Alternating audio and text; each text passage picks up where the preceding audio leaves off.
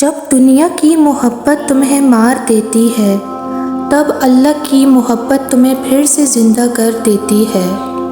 وہ تمہارے دل کے ذریعے تم میں داخل ہوتا ہے اور تمہیں اتنے یقین سے بھر دیتا ہے کہ تمہارے کان اسے سننے لگتے ہیں اور دل اس کی موجودگی کو محسوس کرنے لگتا ہے۔ آنکھ بھلے اس کو دیکھ نہیں پاتی، دل سے مگر وہ چاروں طرف دکھائی دینے لگتا ہے۔ اللہ تعالیٰ آپ کو آزماتے ہیں، یہاں تک کہ آپ اتنا ٹوٹ جاتے ہیں کہ اللہ تعالیٰ کے علاوہ کوئی آسرا دکھائی نہیں دیتا۔ پھر اللہ تعالیٰ پر یقین رکھتے ہوئے آپ اس کے سامنے حاضری لگاتے ہیں، رو رو کر اپنی ضرورت مانگتے ہیں۔ اللہ تعالیٰ آپ کی فوری طور پر ضرورت کو پورا فرما دیتے ہیں۔ بس کبھی مایوس نہ ہوا جائے، رب کا در نہ چھوڑا جائے۔ یاد رکھیں جو اس کے در کا ہو کر رہتا ہے وہی کامیابی پاتا ہے۔ ساتھ نہ دینے والوں کا طریقہ واردات یہ ہے کہ عین وقت پر کبھی بیمار، کبھی ناراض اور کبھی مصروفیت کا بہانہ تیار رکھتے ہیں۔ دعا کی ضرورت ہو تو کسی انسان کی کوئی نہ کوئی مشکل حل کر لیا کریں۔ آسمان پہ پہلا حاسد شیطان اور زمین پہ قابیل تھا، دونوں کے حشر سے عبرت حاصل کریں۔ حضور اقدس صلی اللہ علیہ وآلہ وسلم نے فرمایا، حسد نیکیوں کو اس طرح جلا دیتا ہے جس طرح کہ آگ خشک لکڑی کو۔ پرندہ جب اڑنے کی ٹھان لے تو ہوا کو راستہ دینا ہی پڑتا ہے۔ انسان کو تو اللہ پاک نے عقل، صبر، برداشت اور دعا کے پروں کے ساتھ پیدا کیا ہے، تو پھر ساری زندگی رنگنے کو ترجیح نہیں دینی چاہیے۔ ظلم ہو اور انصاف نہ ملے، رشوت چلے اور حقدار کو حق نہ ملے، اخلاق پست ہو جائیں اور صحت تباہ ہو جائے، لوگ لذات میں کھو کر مستقبل سے غافل ہو جائیں، اس کے بعد تمہیں کسی دشمن کی ضرورت باقی نہیں رہتی، تم خود اپنے سب سے بڑے دشمن بن جاتے ہو۔ لوگوں میں جب نشے کا لفظ بولا جاتا ہے تو فوراً سگریٹ، نسوار، تمباکو، شراب وغیرہ کی طرف دھیان جاتا ہے، حالانکہ یہ وہ نشہ ہے جن سے صرف پینے والے کو اور حد سے زیادہ ان کے اہل و عیال کو اس کا اثر پڑتا ہے۔ لیکن معاشرے میں اس سے بھی بڑھ کر اور خطرناک کچھ نشہ آور لوگ موجود ہیں جن کے بارے میں کبھی کوئی سوچتا نہیں، جن کے نشے سے عوام الناس کو بہت زیادہ خطرہ ہوتا ہے اور بہت نقصان اٹھانا پڑتا ہے۔ نمبر 1 کرسی کا نشہ، نمبر 2 خود کو سب سے بڑا سمجھنے کا نشہ، نمبر 3 اپنے سے اوپر کسی کو نہ سمجھنے کا نشہ، نمبر 4 اپنی تعریف سننے کا نشہ، اور نمبر 5 اپنی آراء کو پتھر کی لکیر ثابت کرنے کا نشہ۔ صبر میں جبر نہیں ہوتا، صبر میں رضا ہوتی ہے۔ اسی لیے جو سودے اللہ کے لیے کیے جاتے ہیں نا، جو چیزیں اللہ کے لیے چھوڑی جاتی ہیں، ان کو چھوڑنا نہیں پڑتا، ان پر اللہ کے لیے دل کو راضی کر لیا جاتا ہے۔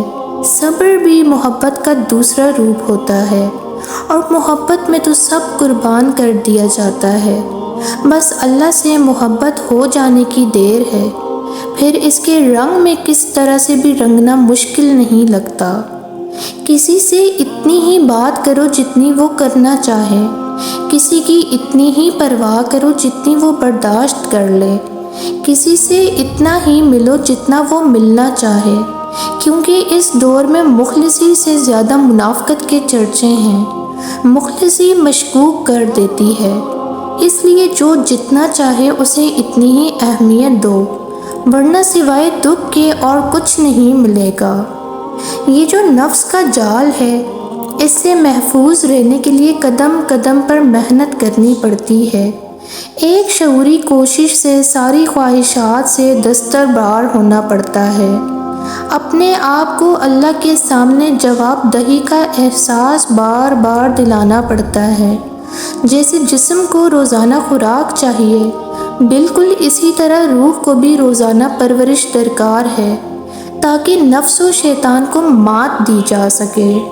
سورہ بقرہ کی آیت نمبر 45 میں اللہ تعالیٰ فرماتا ہے، اور صبر اور نماز سے مدد حاصل کرو۔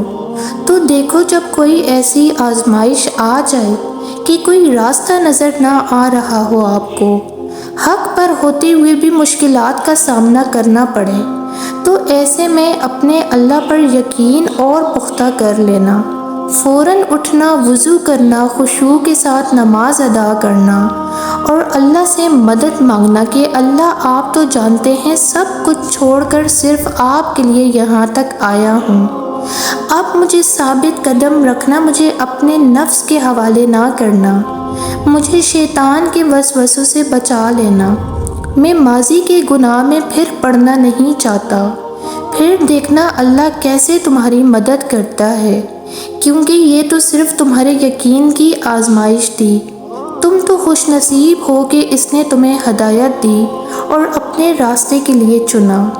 سورہ قلم پڑھیے تاکہ آپ جان سکیں دین اسلام میں کہاں پر نرمی رواں ہے اور کہاں پر نرمی کرنا سرکشی و گستاخی کہلاتا ہے۔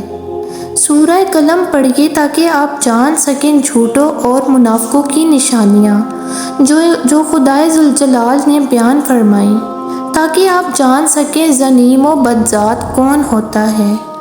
لفظ اوقات کی اپنی ہی اوقات ہی گر گئی ہے یا شاید گرا دی گئی ہے، باقی ہر لفظ کی طرح اس کا معنی بھی بدل گیا ہے اب، لہٰذا نبھانے کی اوقات رکھنے والے لوگ تلاش کرنے سے پہلے اپنی اوقات واضح رکھیں تاکہ آپ کو حسب اوقات لوگ ہی ملیں۔ جب عورت کا دل مرد سے بھر جاتا ہے تو وہ یہ 3 کام کرتی ہے۔ نمبر 1، سب سے پہلے اس سے بدتمیزی کرنا شروع کر دیتی ہے۔ نمبر 2، اس سے بات کرنا چھوڑ دیتی ہے، اور نمبر 3، اس کی بات ماننا چھوڑ دیتی ہے۔ 3 چیزوں کا کبھی بھی کسی کے سامنے ذکر نہیں کرنا چاہیے۔ نمبر 1، آپ کی آمدنی۔ نمبر 2، میاں بیوی کی باتیں۔ نمبر 3، آپ کا اگلا قدم۔ ان چیزوں کو کبھی ظاہر مت کرو۔ نمبر 1، کسی کا عیب۔ نمبر 2، اپنے دل کا بھید۔ نمبر 3، امانت کی بات۔ نمبر 4، اپنی پوری طاقت۔ نمبر 5، سفر کرنے کی سمت۔ نمبر 6، اپنی تجارت۔ نمبر 7، میاں بیوی کا راز۔ نمبر 8، زیادہ ضرورت۔ نمبر 9، اپنے دوست کے راز۔ نمبر 10، اللہ کی راہ میں دی ہوئی خیرات۔